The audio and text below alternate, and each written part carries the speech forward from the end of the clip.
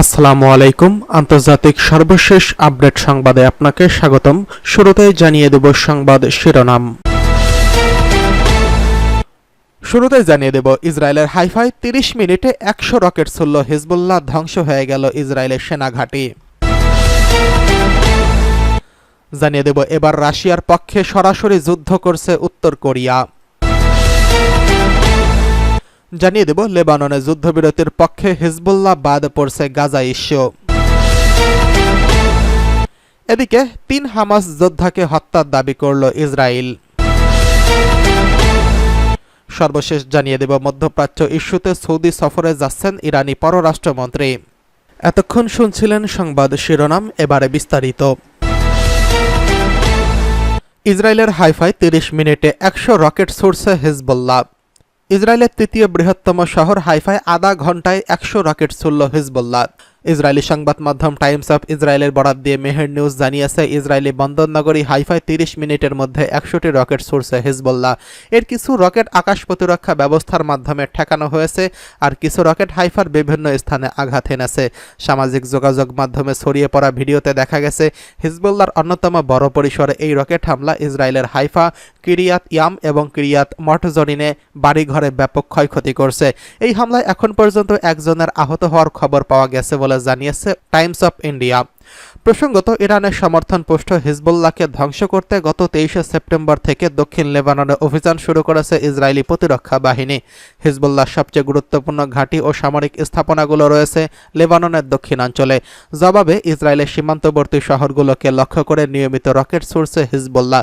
লেবাননে ইসরায়েলি বাহিনী প্রায় গত 2 সপ্তাহ ধরে অভিযানে 2000-এরও বেশি মানুষ নিহত হয়েছেন বলে জানিয়েছে দেশটির স্বাস্থ্য মন্ত্রণালয়। এছাড়া উদ্ভূত পরিস্থিতিতে 12 লাখেরও বেশি মানুষ বাস্তুচ্যুত হয়েছেন। নিহতদের মধ্যে হিজবুল্লাহর প্রধান নেতা হাসান নাসরুল্লাহ এবং কয়েকজন শীর্ষ কমান্ডার রয়েছেন। এদিকে অবশেষে রাশিয়ার পক্ষে যুদ্ধ করছে উত্তর কোরিয়া। ইউক্রেন যুদ্ধে রাশিয়ার পক্ষে যুদ্ধ করছে উত্তর কোরিয়া সেনারা, এমনটাই দাবি করছে দক্ষিণ কোরিয়ার প্রতিরক্ষা মন্ত্রী। মঙ্গলবার পার্লামেন্টে দেওয়া এক বক্তব্যে তিনি এই অভিযোগ তোলেন।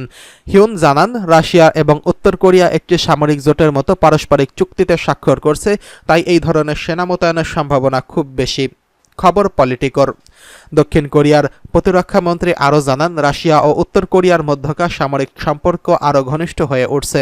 যুদ্ধে আরও উত্তর কোরিয়ার সেনা মোতায়েন করা হতে পারে। বক্তব্যে তিনি আরও বলেন, ইউক্রেনীয় সংবাদ মাধ্যমের খবরে গত 3রা অক্টোবর দোনেস্কের কাছে কিয়েভের ক্ষেপণাস্ত্র হামলায় উত্তর কোরিয়ার 6 কর্মকর্তা নিহত হওয়ার খবর অনেক বেশি আশঙ্কা রয়েছে। 2022 সালে ইউক্রেনে রাশিয়া সামরিক অভিযান শুরু করার পর মস্কোর সঙ্গে পিয়ংইয়ংয়ের সম্পর্ক আরও জোরদার হয়েছে। কিম জং উনের সঙ্গে সরকার রাশিয়াকে অস্ত্র সরবরাহ করছে বলেও পশ্চিমাদের পক্ষ থেকে অভিযোগ উঠেছে নানা সময়, তবে সেসব অভিযোগ বরাবরই প্রত্যাখ্যান করছে পিয়ংইয়ং। এদিকে লেবাননে যুদ্ধবিরতির পক্ষে হিজবুল্লাহ, বাদ পড়ে যাচ্ছে গাজা ইস্যু। ইসরায়েলের সঙ্গে হিজবুল্লাহ যুদ্ধবিরতির জন্য কাজ করছেন লেবাননের সংসদ স্পিকার নাবিহ বেরি। হিজবুল্লাহর মিত্র হিসেবে পরিচিত এই নেতা যুদ্ধবিরতির প্রচেষ্টাকে সমর্থন দিয়েছে গোষ্ঠীটির অন্যতম শীর্ষ নেতা নাইম কাসেম। মঙ্গলবার 8ই অক্টোবর 30 মিনিটের টেলিভিশন বার্তায় যুদ্ধবিরতি প্রসঙ্গে এই হিজবুল্লাহ নেতা বলেন, যুদ্ধবিরতির জন্য বেরির নেতৃত্বে যে রাজনৈতিক পদক্ষেপ নেওয়া হয়েছে আমরা তাতে সমর্থন জানাই। কূটনৈতিকভাবে যুদ্ধবিরতি কার্যকর হওয়ার পর অন্য বিষয়গুলো নিয়ে আলোচনা করে সিদ্ধান্ত নেওয়া যাবে। তবে যদি ইসরায়েল যুদ্ধ চালিয়ে যায় তবে যুদ্ধক্ষেত্রেই চূড়ান্ত ফয়সালা হবে। এই বক্তব্যে গাজা যুদ্ধবিরতির প্রসঙ্গে কিছুই বলেননি হিজবুল্লাহর নেতা। এর মধ্য দিয়ে প্রথমবারের মতো কোনো হিজবুল্লাহ শীর্ষ নেতার বক্তব্যে বাদ পড়ল গাজায় যুদ্ধবিরতির ইস্যু। প্রসঙ্গত, গত বছরের অক্টোবরে গাজায় ইসরায়েলের আগ্রাসন শুরু হওয়ার পর হামাসের সমর্থনে ইসরায়েলে হামলা চালায় হিজবুল্লাহ। প্রায় 11 মাস থেমে থেমে ইসরায়েলের সঙ্গে তাদের সংঘর্ষ চলে। তবে গত সেপ্টেম্বরে ইসরায়েল সরাসরি লেবাননের রাজধানী বৈরুত এবং এর উপকণ্ঠে বিমান হামলা চালিয়েছে। এমনই এক সময় প্রাণ হারান হিজবুল্লাহর প্রধান হাসান নাসরুল্লাহ। টানা কয়েকদিন বিমান হামলা চালানোর পর লেবাননে সেনা পাঠায় ইসরায়েল।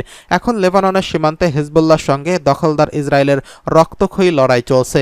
এদিকে লেবাননের বিভিন্ন অঞ্চলে ইসরায়েলি সামরিক হামলায় এই পর্যন্ত 2000-এরও বেশি মানুষ প্রাণ হারিয়েছেন বলে জানিয়েছে দেশটির স্বাস্থ্য মন্ত্রণালয়। এদিকে ৩ হামাস যোদ্ধাকে হত্যার দাবি করল ইসরায়েল। ইসরায়েলের প্রতিরক্ষা বাহিনী আইডিএফ বলছে, গত সপ্তাহে গাজায় ২টি যৌথ অভিযানে ফিলিস্তিনের সশস্ত্র গোষ্ঠী হামাসের ৩ যোদ্ধাকে হত্যা করা হয়েছে। এই যোদ্ধারা গত বছরের ৭ই অক্টোবর ইসরায়েলের হামলায় জড়িত ছিল বলে দাবি করেছে আইডিএফ। মঙ্গলবার ৮ই অক্টোবর এক বিবৃতিতে অভিযানে নিজেদের এক সেনা নিহতের খবর জানিয়েছে ইসরায়েল। ব্রিটিশ সংবাদ মাধ্যম বিবিসি এই খবর জানিয়েছেন। বিবৃতিতে বলা হয়েছে, গত ৩রা সেপ্টেম্বর গাজা শহরের তুফাহ এলাকায় একটি স্কুলে অবস্থিত হামাসের কমান্ড অ্যান্ড কন্ট্রোল সেন্টার হিসেবে পরিচিত এক স্থাপনায় বিমান হামলা চালায় আইডিএফ এবং আইএসএ। এতে হামাসের এক যোদ্ধা মোহাম্মদ রাফাই নিহত হয়েছেন। রাফাই ইসরায়েলের কেফার আজা এবং নাহাল ওজে হামলায় অংশ নিয়েছিলেন বলে অভিযোগ করছে আইডিএফ। হামাস অবশ্য সামরিক উদ্দেশ্যে স্কুল এবং অন্যান্য বেসামরিক স্থাপনা ব্যবহার করার কথা অস্বীকার করছেন। এছাড়া গত ১ অক্টোবর দক্ষিণ রাফা শহরে হামাসের লক্ষ্যবস্তুতে দ্বিতীয় বিমান হামলা চালানো হয় বলে দাবি করছে আইডিএফ। এতে হামাস যোদ্ধা মোহাম্মদ জেনন এবং বাসেল আহরস নিহত হয়েছেন। ৩ জনই গত বছরের ৭ই অক্টোবর হামলা এবং ভবিষ্যতে হামলার পরিকল্পনার সঙ্গে জড়িত ছিল বলে জানিয়েছে আইডিএফ। সামরিক বাহিনী বলছে, হামাস কর্মকাণ্ড ও অবকাঠামোর ওপর গোয়েন্দা তথ্যের ভিত্তিতে অভিযান শুরু করা হয়েছিল, কারণ হামাস সেখানে পুনরায় সংগঠিত হওয়ার চেষ্টা করছিল। এদিকে মধ্যপ্রাচ্য ইস্যুতে সৌদি সফরে যাচ্ছেন ইরানি পররাষ্ট্রমন্ত্রী। এবার ইসরায়েল ইস্যু নিয়ে মধ্যপ্রাচ্যে আলোচনা করতে সৌদি আরব যাচ্ছেন ইরানের পররাষ্ট্রমন্ত্রী আব্বাস আরাকচি। মঙ্গলবার ৮ই অক্টোবর তার রিয়াদ পৌঁছানোর কথা রয়েছে। ইরানের রাষ্ট্রায়ত্ত সংবাদ মাধ্যম জানিয়েছে, বৈঠকে সৌদি কর্তৃপক্ষের সঙ্গে আঞ্চলিক ইস্যু এবং গাজা ও লেবাননে ইসরায়েলের হামলা বন্ধ করণীয় আলোচনা করবেন আরাকচি। ব্রিটিশ বার্তা সংস্থা রয়টার্স এই খবর জানিয়েছেন। সৌদির পাশাপাশি এই অঞ্চলে অন্যান্য দেশগুলো সফর করবেন তিনি। গালফ আরব দেশগুলোর বেশিরভাগই ইরানের মতো প্রধান জ্বালানি রপ্তানিকারক দেশ। এই দেশগুলো ইরান ইসরায়েলের সংঘাতের বিষয়ে নিজেদের নিরপেক্ষতার আশ্বাস দিতে চেয়েছেন বলে গত সপ্তাহে রয়টার্স জানিয়েছে সূত্রগুলো। রাষ্ট্রায়ত্ত সংবাদ মাধ্যমে প্রচারিত এক ভিডিওতে আরাকচি বলেছেন, এই অঞ্চলে উন্নয়ন নিয়ে আলোচনা এবং সংলাপ ব্যবহৃত রয়েছে। সেই সঙ্গে গাজায় যুদ্ধ চালানোর পাশাপাশি ইসরায়েল লেবাননে যে হামলা চালিয়ে যাচ্ছে তা বন্ধের বিষয়ে আলোচনা অব্যাহত রয়েছে। আরাকচি আরও বলেন, রিয়াদে ছাড়াও এই অঞ্চলে অন্য দেশগুলোতে যাবেন তিনি বলেন, আমরা চেষ্টা করব আঞ্চলিক দেশগুলোকে সমষ্টিগত আন্দোলনের মাধ্যমে লেবাননের নিষ্ঠুর হামলা বন্ধ করা যায় কিনা। এর আগে কাতারে অনুষ্ঠিত এক বৈঠকে গালফ আরব দেশগুলোর মন্ত্রীদের পাশাপাশি উপস্থিত ছিলেন ইরানের পররাষ্ট্রমন্ত্রীও। সূত্রগুলো রয়টার্সকে জানিয়েছেন, এই বৈঠকে মূল আলোচ্য বিষয় ছিল উত্তেজনা কমানো।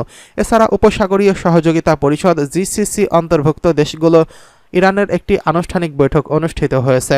আরাকচি বলেন, আমাদের সম্পর্ক সবসময় উত্থান পতনের মধ্যে ছিল, কিন্তু এই সম্পর্কগুলো আঞ্চলিক সহযোগিতায় পরিণত হওয়ার আশা প্রকাশ করেছেন তিনি।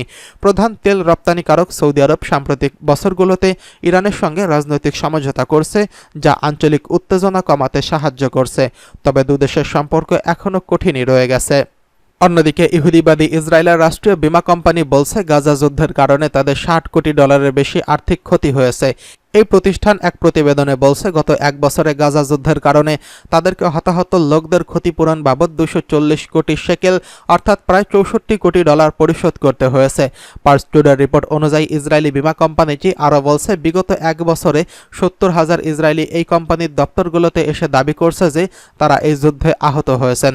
ইহুদিবাদী ইসরায়েলের রাষ্ট্রীয়ত্ব বীমা কোম্পানির প্রতিবেদনে বলা হয়েছে, গত 1 বছরে 12,500 ইহুদিবাদী কোম্পানিগুলোর দপ্তরগুলোতে এসে দাবি করেছে তারা স্থায়ী পঙ্গুত্ব বরণ করছেন এবং এর জন্য ইসরায়েলি বীমা কোম্পানির প্রতিবেদন ধারণা করছে আগামী কয়েক মাসের মধ্যে শারীরিক মানসিক পঙ্গুত্ব বরণ করে আজীবন ক্ষতিপূরণের দাবিদার এরকম মানুষের সংখ্যা আরও কয়েক গুণ বেড়ে যাবে।